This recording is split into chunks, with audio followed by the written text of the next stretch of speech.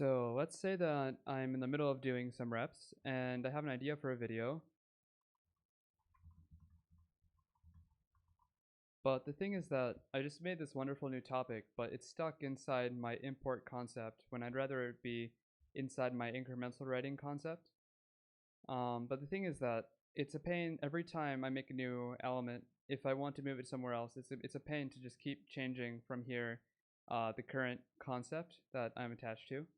So let's say that I want to move just this single element just this one time to incremental writing. I want to do it quickly.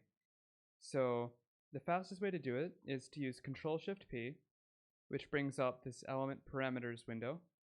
And I could just click on group and I could just manually select incremental writing, but if I keep doing that, that's going to be a bit slow.